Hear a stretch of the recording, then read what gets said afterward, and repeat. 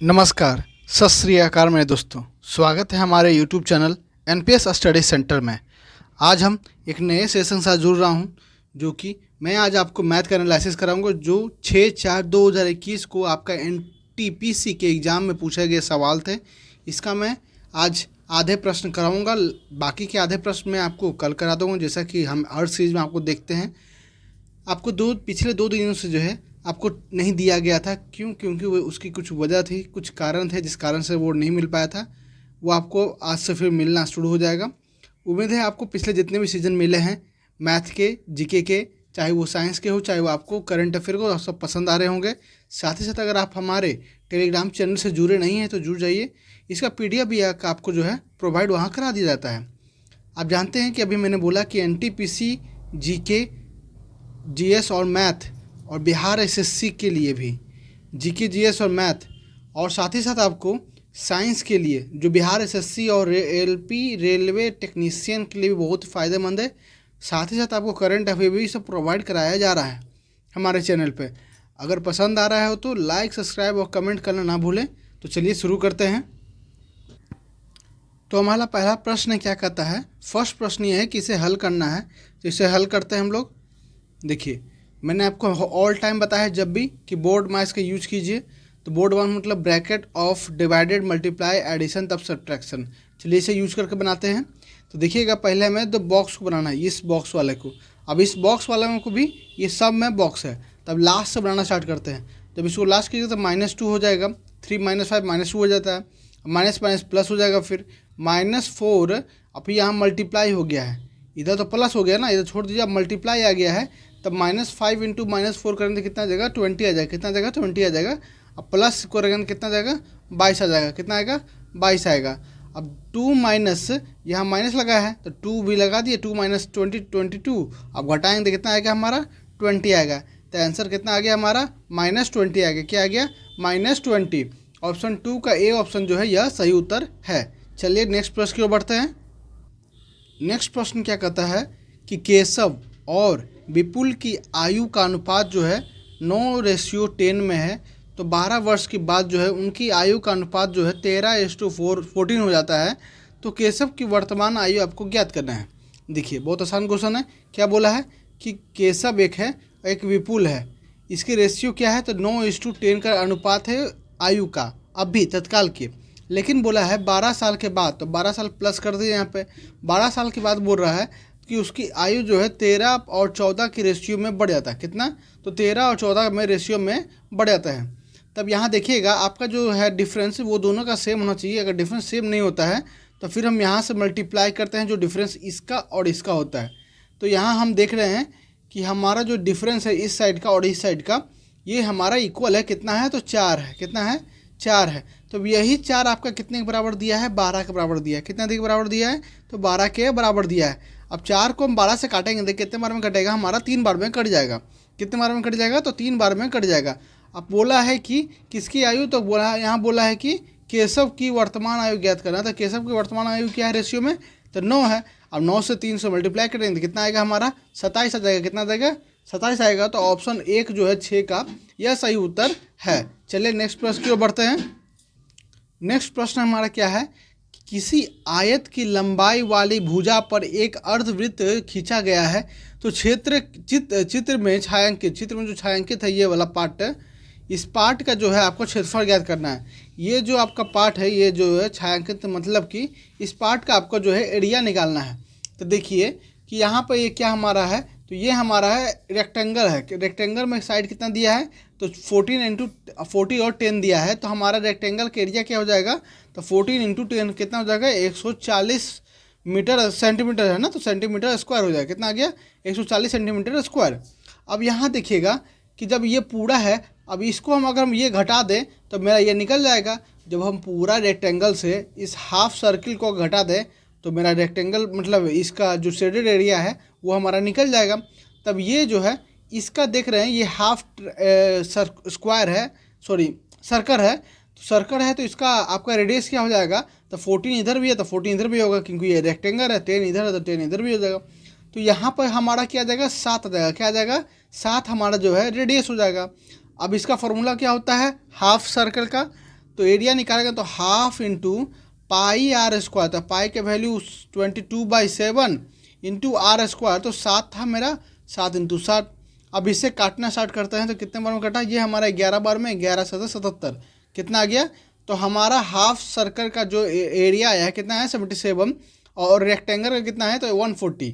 अब मैंने क्या कहा था कि पूरे को अगर हम घटा दे 140 से हम घटा दे कितने बार में, तो 77 बार में, तो कितना आ जाएगा हमारा ये 3 और ये 6, कितना आ जाएगा 63 आ जाएगा, कितना आ जाएगा 63 आ जाएगा। तो ऑप्शन 1 जो है 7 का ये उत्तर सही है। चलिए अगले प्रश्न की ओर बढ़ते हैं। नेक्स्ट प्रश्न क्या कहता है कि आपका 1/6, 1 मिनट, हाँ क्या बोला है कि आपका 1/6, 1/4 और 1/2 का आपको जो है एलसीएम ज्ञात करना है।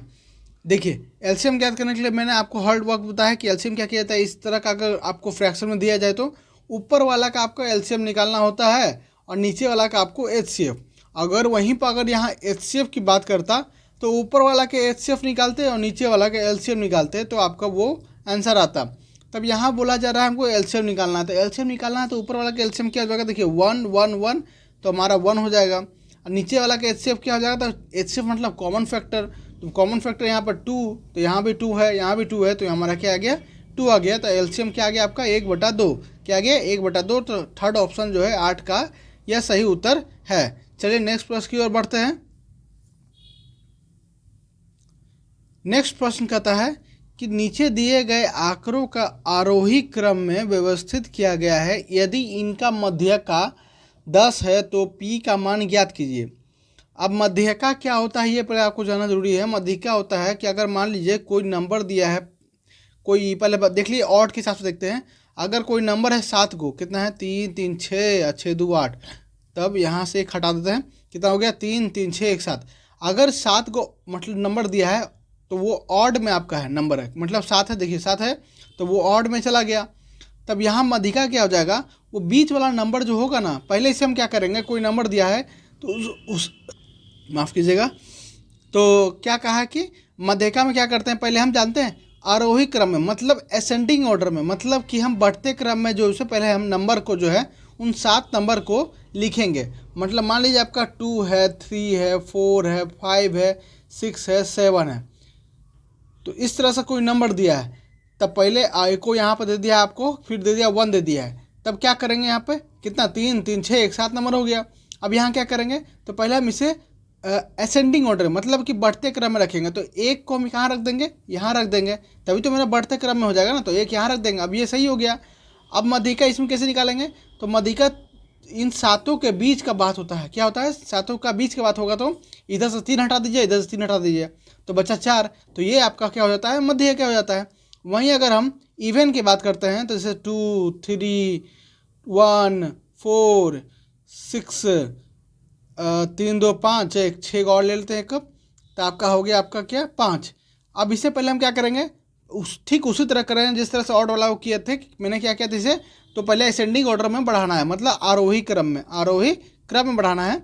तो 1 हो जाएगा, 2 हो जाएगा, 3 हो जाएगा, 4 हो जाएगा, 5 हो जाएगा, 6 हो जाएगा।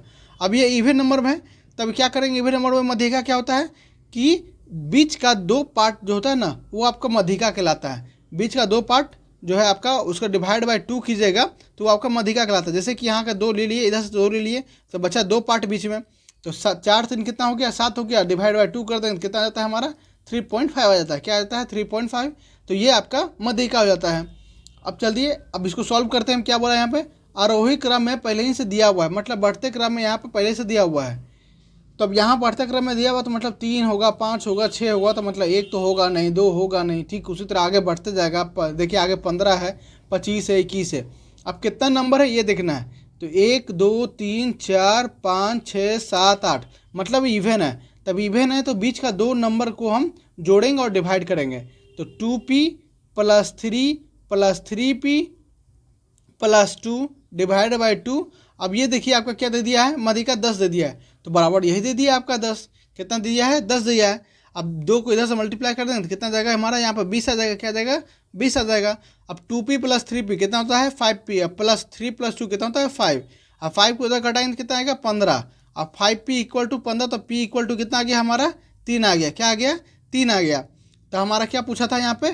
पी का मान पूछा था। क्या पूछा था? पी का मान ज्ञात कीजिए। तो पी का मान ज्ञात क्या हो गया हमारा? 3 आ गया। तो ऑप्शन 2 जो है 9 का सही आंसर है। उम्मीद है पसंद आया होगा। चलिए आगे बढ़ते हैं। तो हमारा नेक्स्ट प्रश्न क्या कहता है कि अब्दुल को जो है 70,000 रुपये की धनराशि पर 12% वार्षिक ब्याज की दर से एक निश्चित अवधि में साधारण ब्याज के रूप में 12,600 रुपये प्राप्त हुए।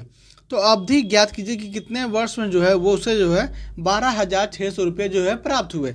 तो अगर इसे हम बनाएं तो देखिएगा कि एसआई का फॉर्मूला क्या होता है कि P into R into T by 100, ये आपका एसआई का फॉर्मूला होता है।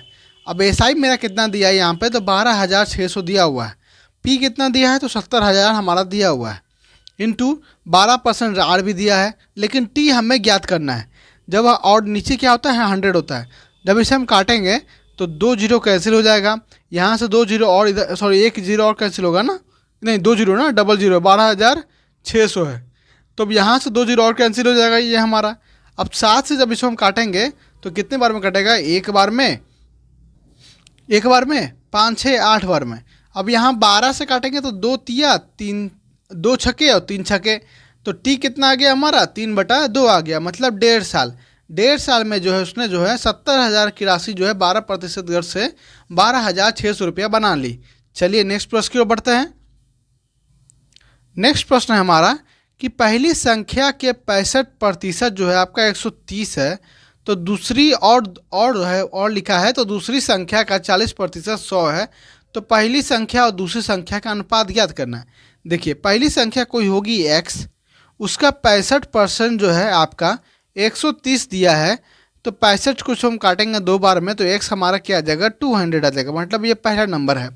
दूसरा हमारा क्या है कि कोई दूसरा नंबर होगा y, जिसका 40% बोला है, आपका कितना दिया है? तो 100 दिया है। अब इसे हम काटेंगे तो 2 बार में, ये 5 बार में, 2 बार में, 50 बार में, तो y हमारा क्या आ गया? 250 आ गया। कितना आ गया? 250 आ गया। अब पूछा है पहली संख्या और दूसरी संख्या का अनुपात। पहली संख्या आपका 200, दूसरी संख्या आपका कितना है? 250। जब इसे हम काटेंगे तो 50 के 4 बार में और 50 के 5 बार में, तो आपका कितना आ गया है? रेशियो 4:5। तो 14 का हो गया आपका 1 ऑप्शन, 14 का 1 ऑप्शन 4:5। चलिए नेक्स्ट प्रश्न की ओर बढ़ते हैं। नेक्स्ट प्रश्न हमारा कि जॉन और जोसेफ के पास क्रमशः 19,000 और 26,000 है। यदि जोसेफ जॉन को 1,000 रुपये देता है तो जॉन और जोसेफ के पास मौजूद राशियों के क्रमशः अनुपात ज्ञात करना है। अब देखिए जॉन के पास कितना है? तो 19,000 और जोसेफ के पास 26,000। तो यदि जोसेफ जॉन को पैसा देता है तो जोसेफ के पास 26,000 है, उसमें से 1,000 रुपये देता है किसे? तो जॉन को। तो कितना हो जाएगा जॉन के पास? तो 20,000 रुपये हो जाएगा। और जोसेफ के पास कितना बचेगा? फिर हमारे पास जोसेफ के पास बचेगा हमारा 25,000 रुपया। अब इन दोनों का, जॉन और जोसेफ का जो है जो राशि उसका बनी है उसके अनुपात याद करना है। अब 3 जीरो कैंसिल कर दीजिए, ये आपका कितने बार में कटेगा? तो 4 बचे और ये 5 बचे। तो रेशियो क्या आ गया आपका? 4:5 आ गया। क्या आ गया? 4:5 आ गया। ऑप्शन थर्ड हो गया 15 का यह सही उत्तर।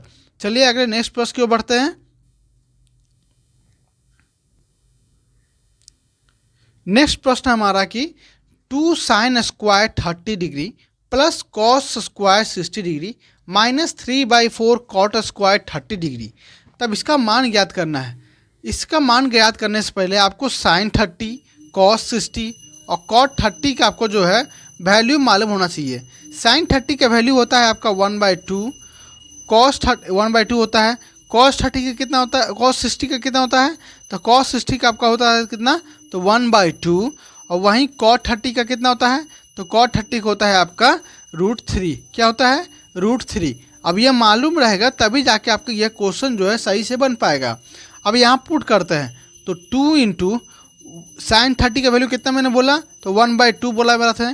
तो 1/2 का स्क्वायर है ना, तो स्क्वायर कर देंगे कितना जाएगा? 1/4 प्लस cos 60 कितना था? तो 1/2 स्क्वायर करेंगे कितना? 1/4 माइनस में 3/4 इंटू में cot 30 कितना बोला मैंने? √3 बोला, तो स्क्वायर हो जाएगा कितना? तो 3।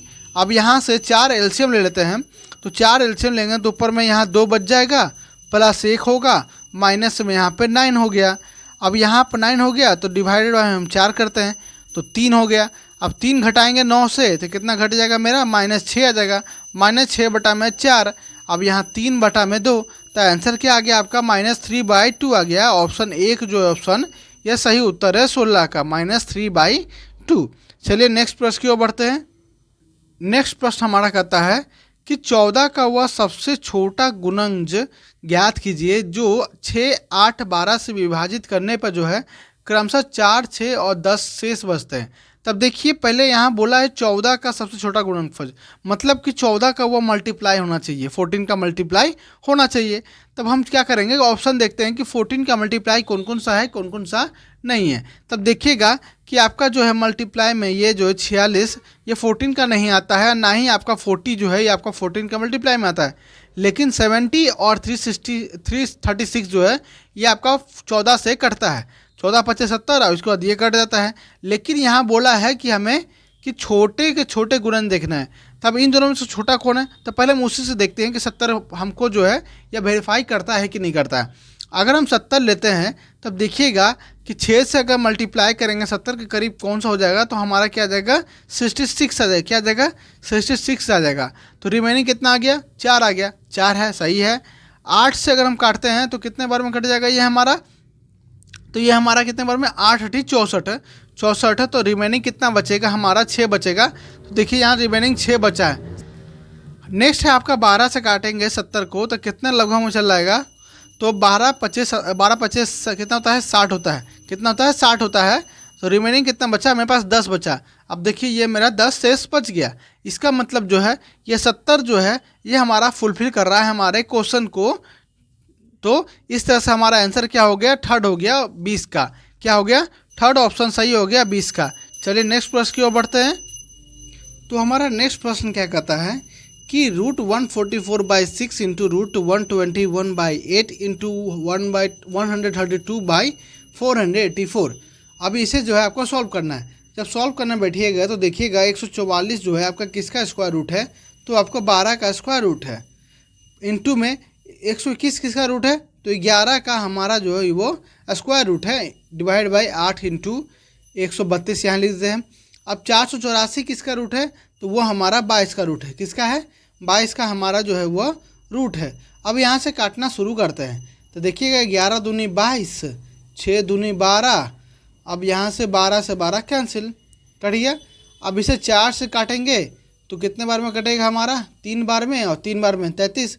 तो क्या आ गया हमारा आंसर, 33/2 जो है हमारा आंसर आ गया 21 का। क्या आ गया, 21 का आंसर आ गया। ऑप्शन थर्ड जो है आपका 33/2 ये आपका सही उत्तर है। चलिए अगले प्रश्न की ओर बढ़ते हैं। नेक्स्ट प्रश्न हमारा कि दिए गए चित्र में ए, बी और सी किसी वृत्त के 3 बिंदु है।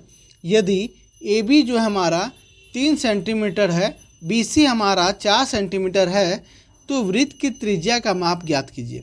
देखिए यहाँ पर जो है ये हमारा क्या बन रहा है कि ए बी सी बन रहा है। अब मेरा दिया है ए बी कितना, तो दिया है 3, बी सी कितना है 4। अब यहाँ कितना बनेगा ये पहले हमको ज्ञात करेंगे तभी तो निकालेंगे ना त्रिज्या ना। ये आपका डायमीटर हो गया, ए सी क्या हो गया हमारा, तो डायामीटर हो गया। क्या आ गया, डायामीटर हो गया।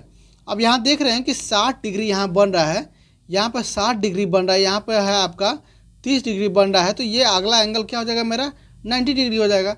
जब ये 90 डिग्री बन गया, तो जब 90 डिग्री बन गया तो हमारा क्या आ गया, ये हमारा राइट एंगल ट्रायंगल बन गया। क्या बन गया, राइट एंगल ट्रायंगल बन गया। जब मेरा 90 डिग्री यहाँ पर कोण बन गया, तो राइट एंगल ट्रायंगल बनने के बाद आपको मालूम होना चाहिए कि मान लीजिए ये एक्स है, ये एक्स है, तो ये क्या हो जाता है, तो x² + x² = हो जाता है आपका 2x²।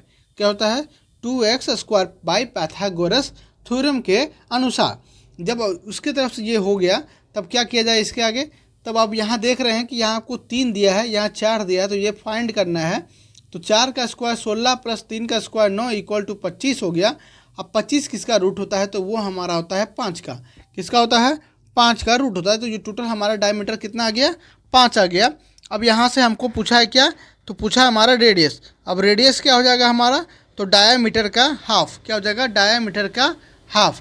तो आंसर क्या आ गया हमारा 5/2। 22 का आंसर क्या आ गया हमारा 2 ऑप्शन जो है 5/2। चलिए नेक्स्ट प्रश्न की ओर बढ़ते हैं। हमारा नेक्स्ट प्रश्न क्या कहता है, यदि एक आदमी को 21,600 रुपया में एक वॉशिंग मशीन बेचने पर जो है उसे 8% का लाभ होता है, तो 20% लाभ कमाने के लिए उसे जो है मशीन को किस मूल्य पर बेचना चाहिए। देखिए, जब उसने 21,600 रुपया में बेचा तो उसे 8% का लाभ हुआ, मतलब कि 100 रुपये उसने खरीदा तो 108 रुपया के लाभ हुआ। तो 100 रुपये आपको फाइंड करना है। जब फाइंड करेंगे तो इसको काटेंगे तो कितने बार में कट जाएगा, 200 बार में। ये 2 जीरो और कट जाएगा तो कितना हो जाएगा हमारा 20,000। मतलब 20,000 में उसने खरीदा और 8% लाभ पर बेच दिया, तो मतलब उसे कितना पर बेचा, तो 21,600 रुपये में बेचा। लेकिन उसने लास्ट में कहा है कि अगर यदि उसे जो है 20% का लाभ कमाना है, तो 20% का लाभ किस पर कमाएगा, जिस पर उसने खरीदा है, तो मतलब 20,000 रुपये। इसका 20% अगर हम निकालते हैं तो 20% कितना हो जाएगा, तो 100 से काटेंगे कितना हो जाएगा 40,000। कितना आ गया 4,000। कितना आ गया 4,000 आ गया। अब 4,000 हम जोड़ देंगे कितना में 20,000 में, तो कितना आ जाएगा हमारा, तो 24,000। कितना आ जाएगा 24,000। तो ऑप्शन 4 जो है 27 का यह सही उत्तर है। चलिए नेक्स्ट प्रश्न की ओर बढ़ते हैं। नेक्स्ट प्रश्न क्या कहता है, यदि एक पिता की आयु जो है उसके पुत्र की आयु से दुगनी है, तो 20 वर्ष पहले पिता की आयु उसके पुत्र की तत्कालीन आयु की 12 गुना थी, तो पिता और पुत्र की वर्तमान आयु ज्ञात कीजिए।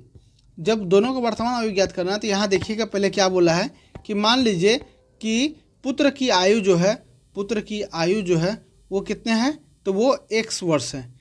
लेकिन पिता की आयु कितनी है, तो पिता की आयु जो हमारी 2 गुनी है। कितनी है 2 गुनी है।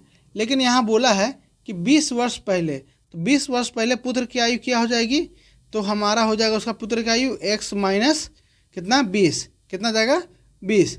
लेकिन यहाँ बोला उसके बाद पुत्र की आयु के तत्कालीन के 12 गुना थी, तो किसकी, तो पिता की आयु कितनी हो जाएगी, तो 2x माइनस 20, 20 साल पहले की बात कर रहा है।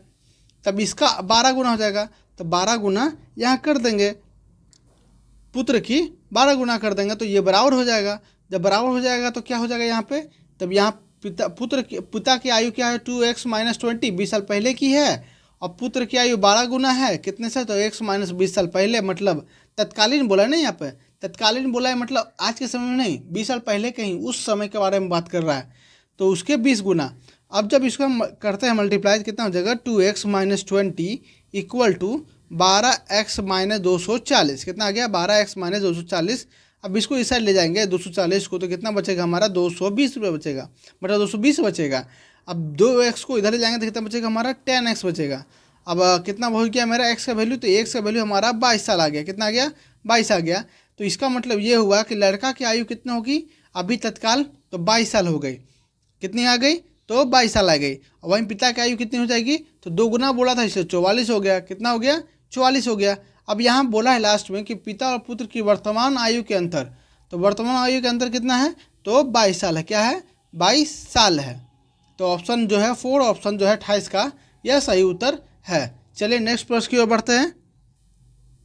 नेक्स्ट प्रश्न क्या है हमारा लास्ट प्रश्न, इसमें कहता है कि 84 किलोमीटर प्रति घंटे की चाल से चल रही एक रेलगाड़ी एक खंबे को 9 सेकंड में पार करती है।